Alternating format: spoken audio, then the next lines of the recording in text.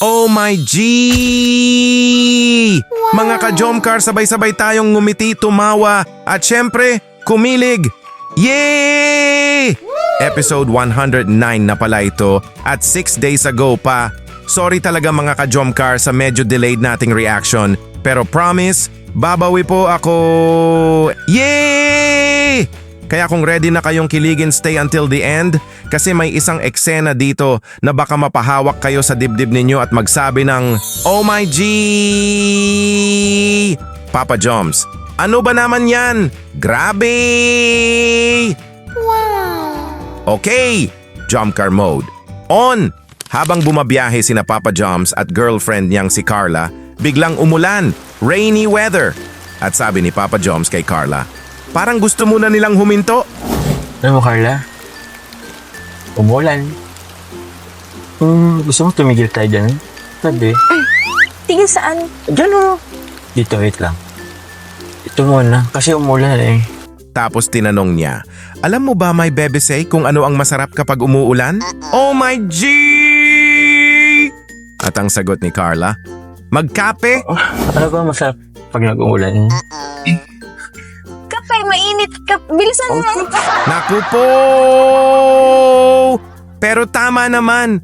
Pero mga ka-Jomcar, mali! Kasi ang sagot ni Papa Joms, cuddle weather. Alam mo lang, cuddle weather. Cuddle weather, oh. Baka naman. Hala oy! Grabe haigyud ka Papa Joms ba? Eh! Kape ang nasa isip ni Bebe Say. Cuddle naman ang nasa isip ni Bebe J. Grabe hay nani, sa kilig! Grabe!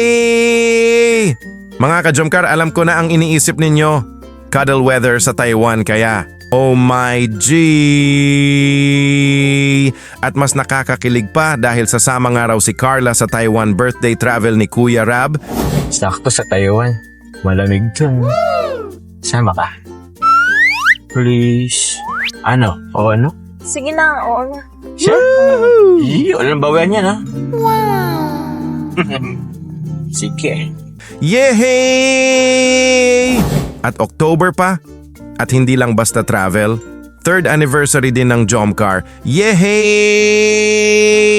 Kaya kung matuloy lahat ng plano, talagang magiging extra memorable ang Taiwan trip na yan. Yay! Mga ka-Jomcar, kung excited kayong makita ang Jomcar sa Taiwan, comment, Jomcar Taiwan, let's J! Habang nagbibiyahe sila, biglang concert time! Kinantahan ni Papa Joms si Carla at ang mas nakakakilig, one of theme song pa ng Jomcar, grabe! Tapos biglang sinabi ni Papa Joms, sino ang mag-aakala na si Carla na taga-Tarom ay umiibig sa isang katulad ko na taga-Nabwa? Sino mag-akala na isang taga-Tarom na katulad mo ay ibig sa isang nagwenyo katulad ko? Hala oy! Grabe hay mga ka-Jomcar! May love story nang nagaganap sa loob ng kotse. Yay! Tapos sinundan pa ng I've fallen for you. I'm falling for you. Oh my G! At hindi naman nagpahuli si Carla dahil sinabayan niya si Papa Joms sa pagkanta. I'm falling for you. Yehey! Mga ka-Jomcar, duet na! Nakakakilig! Kung kayo ang nasa passenger seat, makakakanta pa ba kayo? O magiging, driver, pakibaba na lang po ako. Hindi ko na kaya ang kilig! Oh my!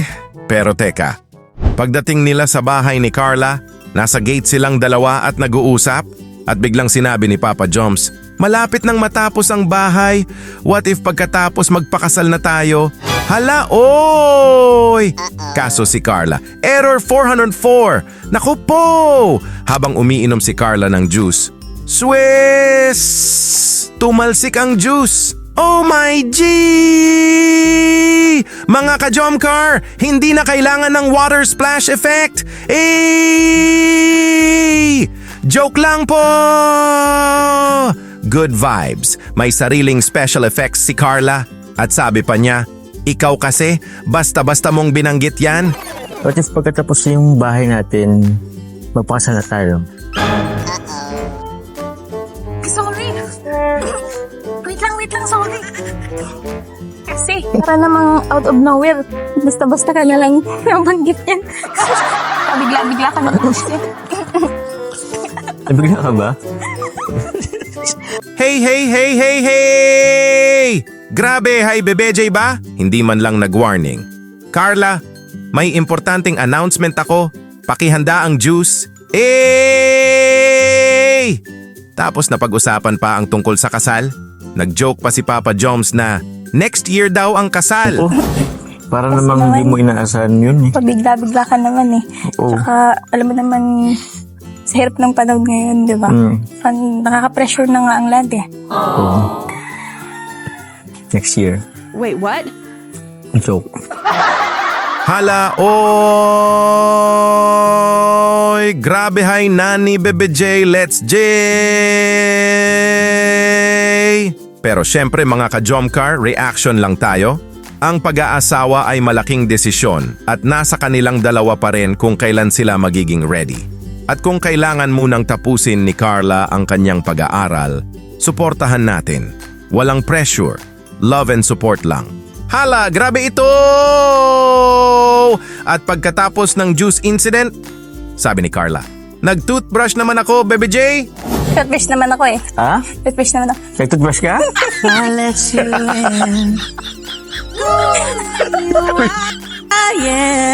Hala, oy! Grabe naman ito sa good vibes, grabe! Grave gyud tawa na mo diri, oy! Laugh trip ka ayug gyud, At ngayon, house tour time. Dinala ni Papa Joms si Carla sa kanyang 2-story dream house.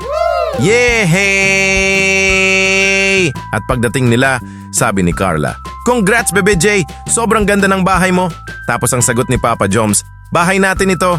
Grabe. Congrats. Sobrang ganda ng bahay mo. Sobrang laki. Anong bahay mo? Bahay natin. Yehey! Bahay natin, mga ka-Jomcar. Pause. Pakinggan natin ulit. Bahay natin. Oh my G! Hindi. Bahay ko, kundi bahay natin. Grabe! Papa Joms no 2, slow down po! Aminado tayo? Nakakakilig! Oh maay! Dinala ni Papa Joms si Carla sa taas at sabi niya, "Kwarto natin!" Tara sa taas. Ipapakita ko sa'yo. Dito sa kwarto natin. Ay kwarto nila. Mga ka-Jomcar, kalma. Pagdating sa second floor, grabe ang ganda. Wow! May chandelier, magandang ilaw. At pumasok sila sa kwarto, may aircon. Grabe hay man ni oy! Ang ganda man kaayo inyong house, Jomcar, grabe! Pinaupo ni Papa Joms si Carla sa bed. Tapos, humiga si Papa Joms. At hinawakan pa ang kamay ni Carla para humiga rin. Hala, oy! Mga ka-Jomcar kiligmeter, red alert. Na ito! Kiligan na gyud ko kaayo diri Papa Joms, grabehay na ni oy! At habang magkatabi sila, nagtitigan at nag-uusap, nakakakilig! Oh my! Dito na naging mas meaningful ang eksena. Sinabi ni Papa Joms na dahil sa kanilang love team journey, nagkaroon siya ng ganitong bahay. Nobody crossed. Hindi ko naman ito masasabing sa akin lang din eh. Kasi, lagi naman ito sa ating dalawa. Alam mo yun, nung nag-umpisa yung sari natin, hanggang sa, yun, para tayo nakapag-ipon. Hanggang sa meron na tayong ganito, ikaw din naman. Hindi pa man ginatapos pero meron tayong naipundar. At malaking bahagi rin dito ang suporta ng mga ka-Jomcar at viewers. Kaya mga ka-Jomcar, itong part na ito, deserve nating bigyan ng appreciation dahil sa content na nagbibigay ng saya May mga blessings ding dumating at nagpasalamat sila sa isa't isa. Sabi ni Papa Joms, nagpapasalamat siya kay Carla dahil siya ang naging ka-love team niya. At ang sagot ni Carla, hindi raw siya ang pumili. Siguro raw written na kay Lord. Yehey!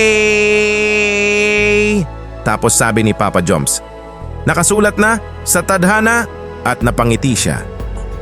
Tingin ko ako yung na-feeling makalab team. Hindi naman ako pumili eh. Tsaka siguro written na din yun sa kay Lord. Nasulat na, no? Natin sana. Then came the question, hanggang kailan kaya ang kwento natin? Di na papaisip tuloy ako. Hanggang kailan yan? Hanggang kailan kaya magiging kwento natin?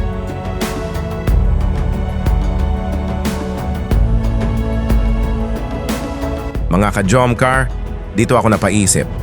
Halos 3 taon na natin silang sinusubaybayan. Nagsimula sa simpleng pagkikita, from strangers, to love team, to 2 taong nagkaroon ng napakaraming memories together. Nakita natin ang tawanan, nakita natin ang kilig, nakita natin ang travels, nakita natin ang challenges, at higit sa lahat, nakita natin kung paano naging malaking bahagi ng buhay nila ang journey na ito. Kaya mga ka-Jomcar, hindi natin kailangang pangunahan kung ano ang magiging ending. Hindi natin kailangang pilitin ang future, go with the flow lang tayo. Kung saan man dalhin ng panahon sina Papa Joms at Carla, nandito lang tayo para suportahan sila. Pero bago tayo magtapos, gusto kong malaman, ano ang pinakakilig moment ninyo sa episode 109? Cuddle weather?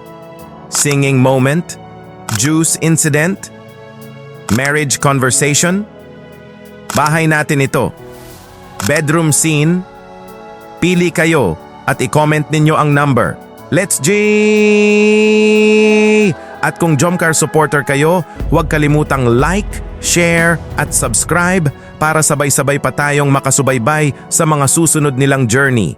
At mga ka-Jomcar, minsan ang pinakamagandang love story ay hindi iyong alam na natin agad ang ending. Mas maganda iyong sabay-sabay nating pinapanood kung paano nabubuo ang bawat chapter.